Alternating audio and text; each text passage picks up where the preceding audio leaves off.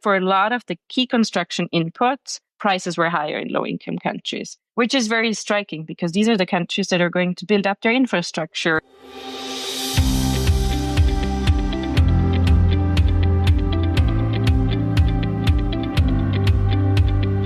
Welcome to VoxDevTalks. My name is Tim Phillips.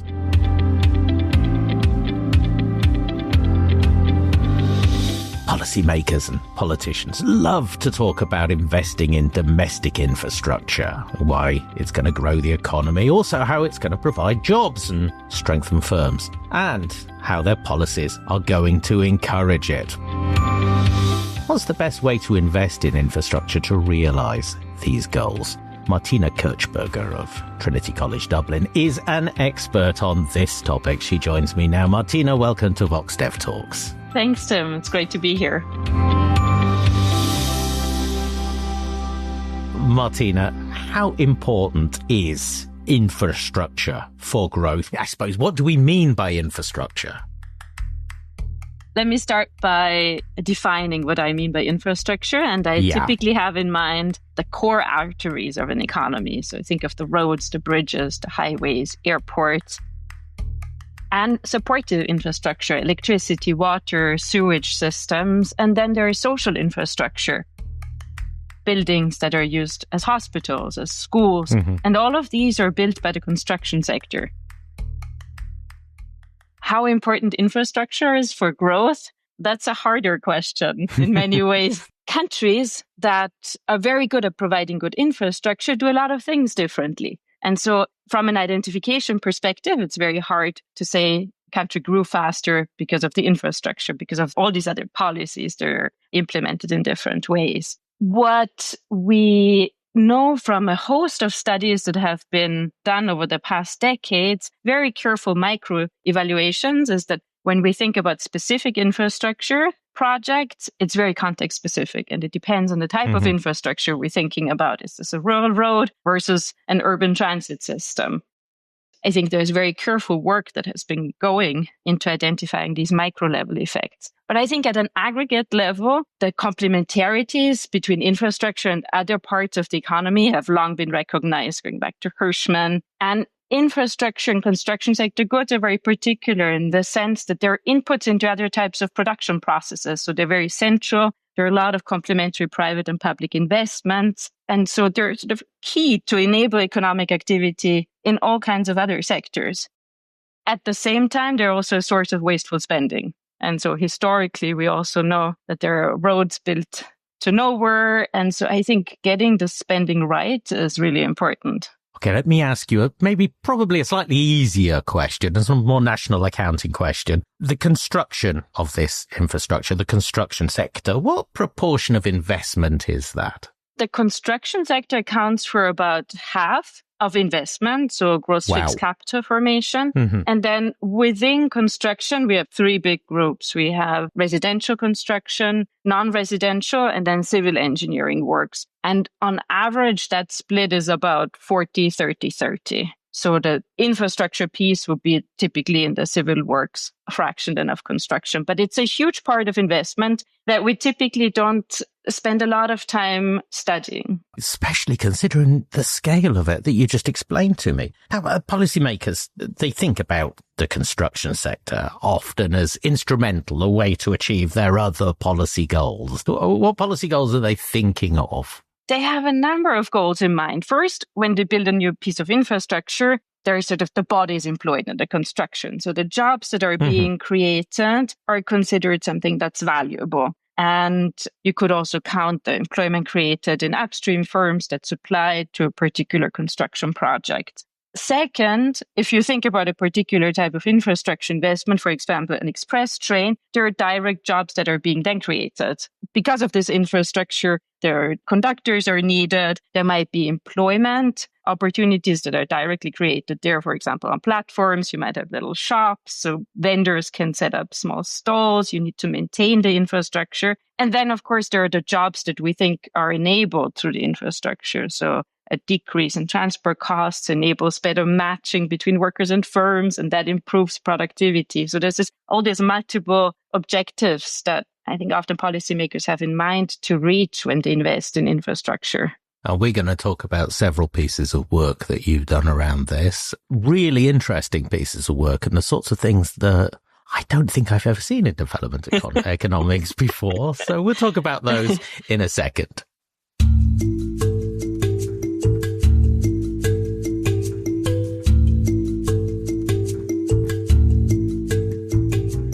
So first of all, Martina, for the first time ever on VoxDevTalks, we're going to talk about cement, because you have done a piece of work on this. Now, does every country, first of all, have its own cement industry? To answer this question, it's useful to distinguish between two main types of plants, and I promise I won't go much further into how we... I want to know the details. So there are grinding and then there are integrated cement plants. And so an integrated cement plant takes limestone and then adds some clay, and this gets put into a very hot oven, a kiln at about 2000 degrees. And out of that comes clinker. And so in the final stage, that clinker gets ground. And so an integrated cement plant does all of these things and produces cement, which is the gray powder. Grinding plants only do that last step. They take clinker and they ground it into cement. So the technologies of these two plants are very different.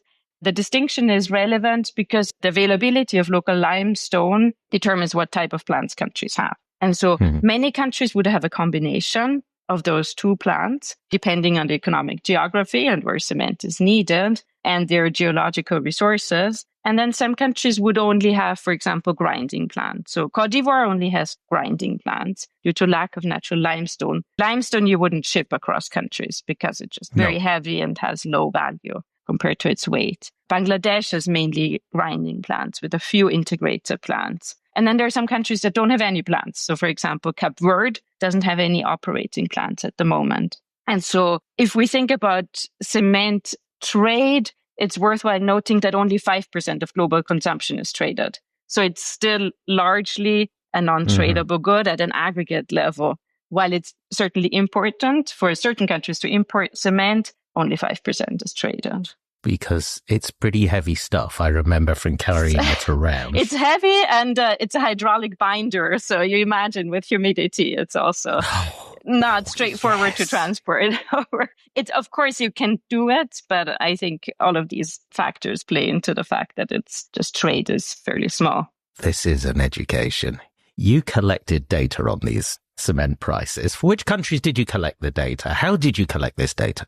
So we used data from the International Comparison Project that's housed by the ICP. And the ICP did a change in 2011 in the way they collect prices to compute the construction sector PPP. They had an output-based approach where they would price certain construction components, and they moved to an input-based approach, which was great, because they were very careful in specifying the quantity and quality of key construction sector inputs. And I've looked at this for a long time, thinking about the cost of construction across countries, and it's just very difficult to compare because products are so heterogeneous. It's just very hard to compare unit costs across countries. But for inputs, you can do this.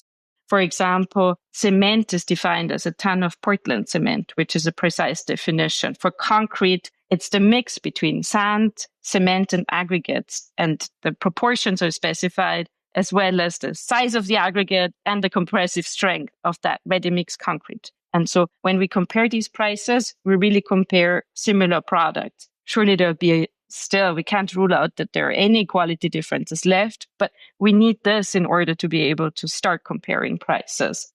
So we started looking at these prices. We were very excited to get access to these data, and we saw large differences. We saw that for a lot of the key construction inputs, prices were higher in low-income countries, which is very striking because these are the countries that are going to build up their infrastructure massively. And so if they pay very high prices for these key inputs, then that's an important bottleneck that we should think about. And it's completely counterintuitive to think that prices should be higher. We'll work out why that is a little bit later. Which countries were you able to get the data on? We have a large set. We have over 100 countries. This is really, we get a good distribution of these prices at a global level. Cement in these countries, it's more expensive than it is in a high-income country, in the United States or in the UK, where I am. Yeah, so if we look at 2011 prices, for example, in sub-Saharan Africa, the average price was $260 compared to North America, where it was 190, Wow. and East Asia and the Pacific, $115. But there's large differences even within, say, sub-Saharan Africa. So we looked at the 10 most expensive countries in 2011, and 9 of these 10 were in sub-Saharan Africa. And so, for example, in the Central African Republic, price per ton of cement was close to $500 compared to the prices in the US, 190. Even in 2017, prices have come down, but still the price is twice as high as it is in the US. And in PPP terms, so taking local price levels into account, 4.5 times. And this negative relationship between prices and development persists. So prices are higher in the poorest countries for many of these key inputs. The question on the mind of absolutely everyone that's hearing this now, why so expensive? So we looked at the cost of inputs as one of the explanations. It could be expensive because the inputs are expensive. It could be because demand is below minimum efficient scale. So these plants just can't produce at a scale that's efficient. Mm-hmm. Technology might be low, or markups could be high. And this is when we started thinking about what the market structure looks in these countries. And we started digitizing data on the global distribution of cement plants and firms to get a sense of what competition looks like. And what we find in the paper is that using the distribution of limestone deposits for some exogenous variation that affects the number of firms, prices are significantly higher in countries where there are fewer firms. Does this affect, I imagine it must do because cement is a very important input, this affects the price of the infrastructure in these countries?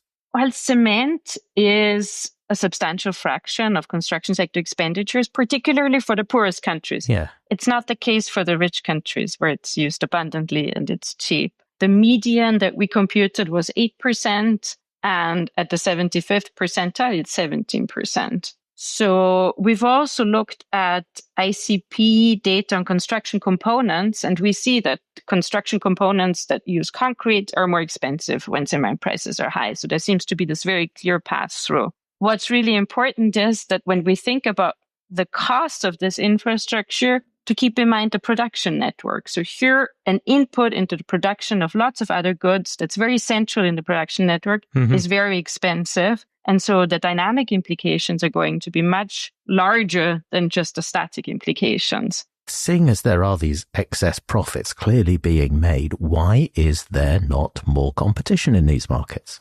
Since we started looking at the data in 2011, there has been entry in this market and prices have come down. But there are policies in place that limit competition. So, for example, restrictive product standards, import bans or restrictions on import, also lack of transparency in how licenses for the exploration of limestone deposits and production is awarded. That's not something we distinguish in the paper, in the work that I've done, what the main drivers are for this, but this is what's being mentioned when you read literature on the state of competition in this industry. I would have thought the policy remedies to fix this, which would probably, from what we've discussed before, be very positive for the economy, would be to reverse some of these restrictive practices. Is that right? Yeah, and there are competition authorities very active in some of these countries, and it calls for an active role of those. I think what's still important to keep in mind is this is a hard problem. Cement cartels or cartels in concrete are being discovered across the world in countries at very high levels of income. It's just a difficult problem to solve. 2019 in the UK, for example, you had discovery and fines of a cartel. So we should keep this in mind.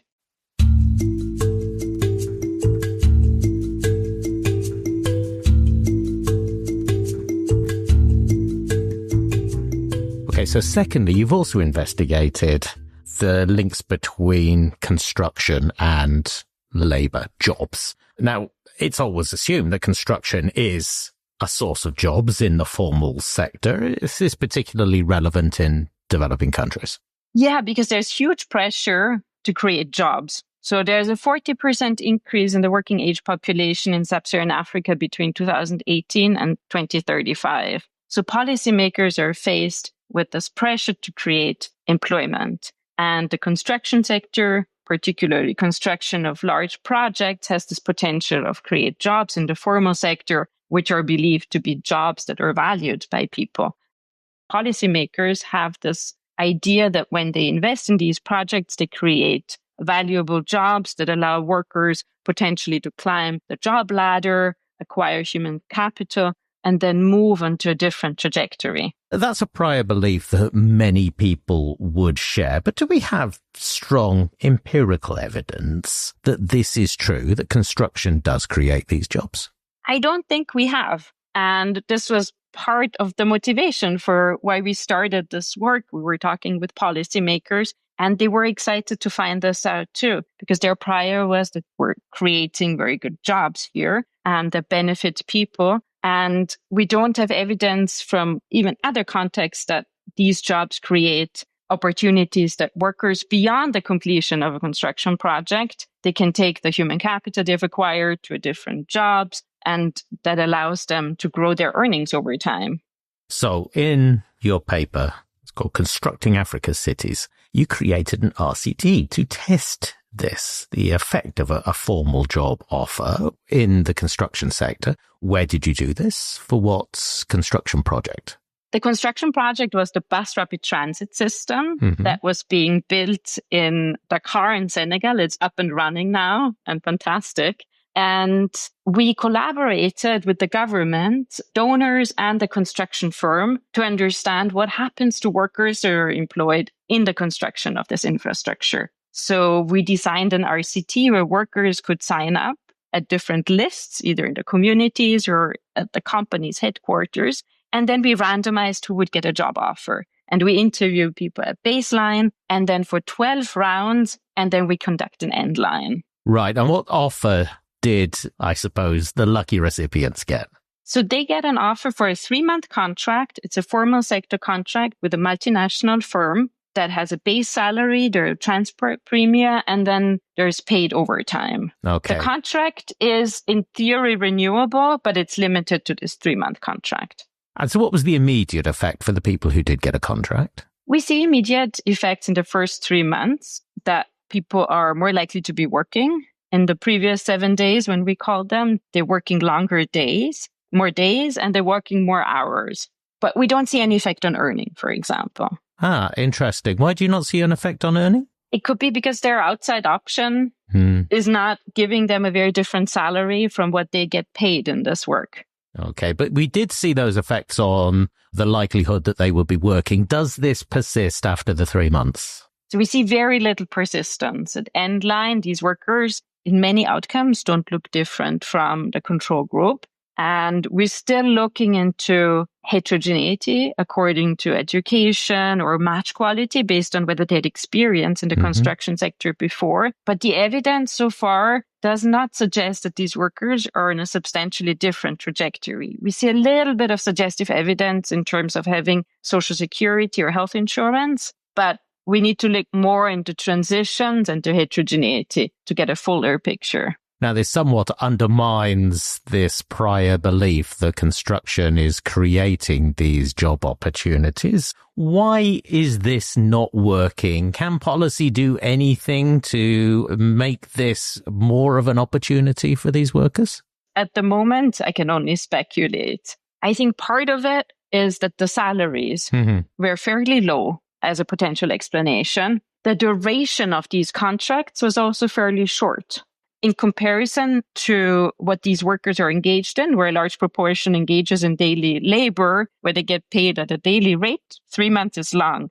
But in terms of the possibility to progress within a firm having this fixed term duration is relatively short. And that's a characteristic of the sectors that a lot of these contracts would be for the duration of the construction. So if we compare this, for example, with a manufacturing firm that's sort of fixed in space, the incentives to invest and to progress within a firm are different here when workers hold a contract that's short-term or even for the construction duration. There could also be language barriers, and we see this in other parts of the world. There's evidence that there are language barriers that prevent human capital spillovers. What we do in another project is we also work with a construction firm, and we implemented a training that we developed with psychologists in non-cognitive skills and particularly conscientiousness. And there we see big effects on earnings and retention of workers that were trained. So I think for policymakers, it is important to think about what complementary interventions could be implemented to increase the value of these jobs that are created in the construction of the infrastructure.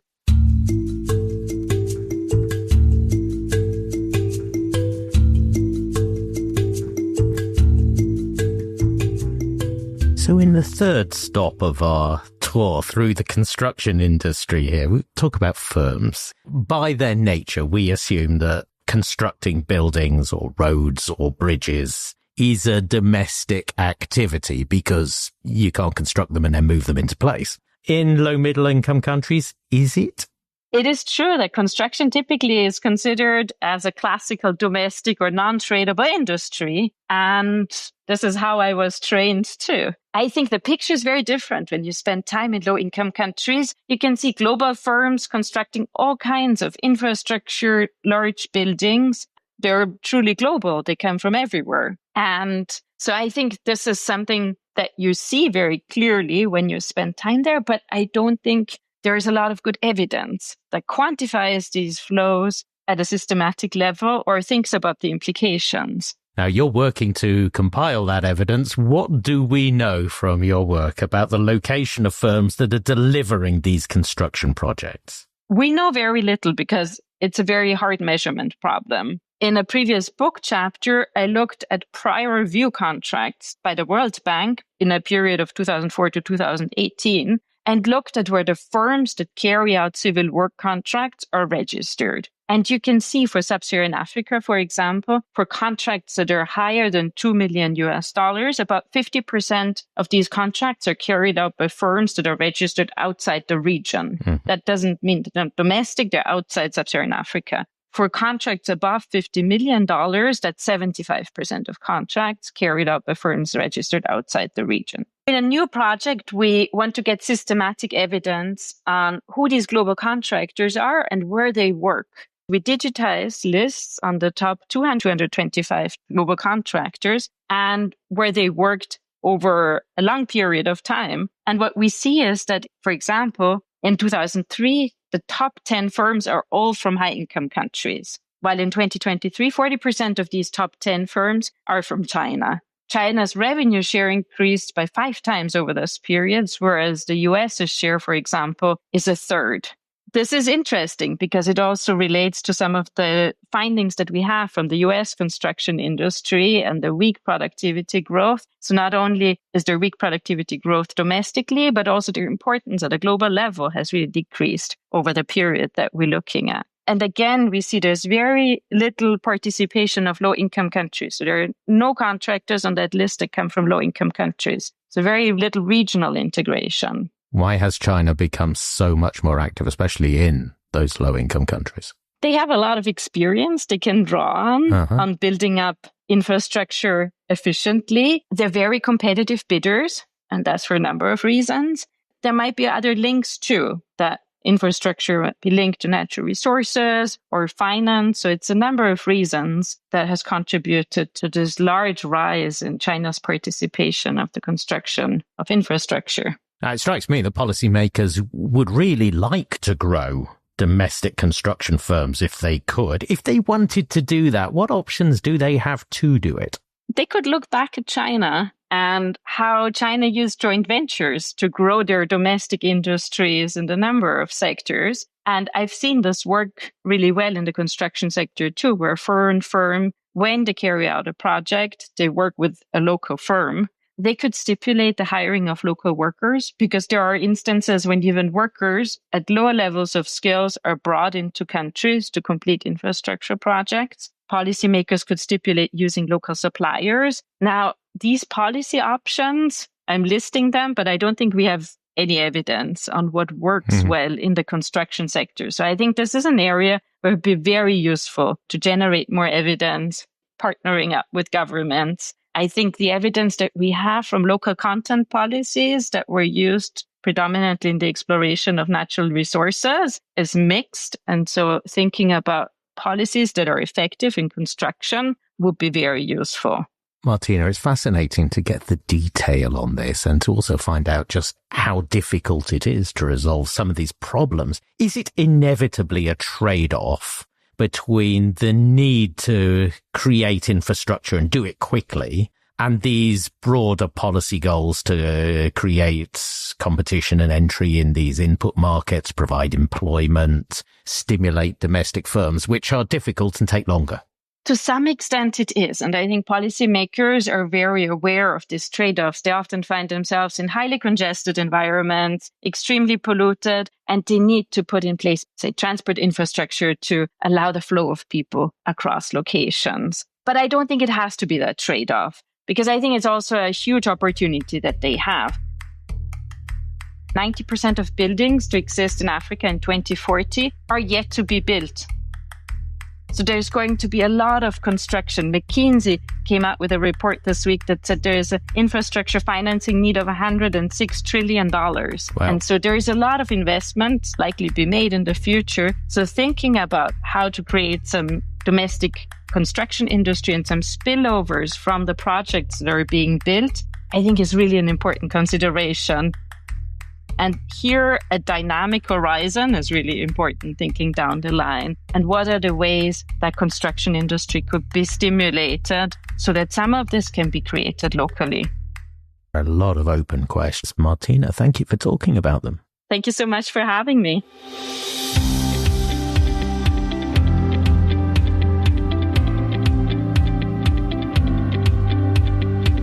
If you want to read about this research, if you want to read about concrete thinking about development, that paper's Byrne and Kirchberger, 2021.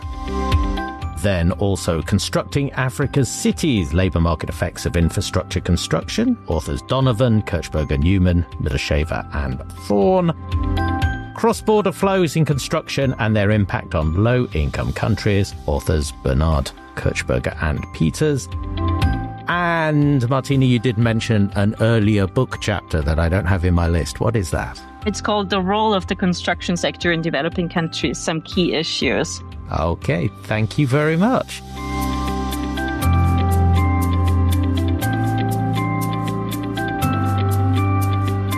This has been a VoxDev Talk. The best way to make sure you don't miss an episode is follow us. You find us wherever you get your podcasts. Our past episodes, as always, are at voxdev.org, where you also find articles about the topics we discuss. And if you like what you're hearing, please tell someone else about us. Leave us a review as well.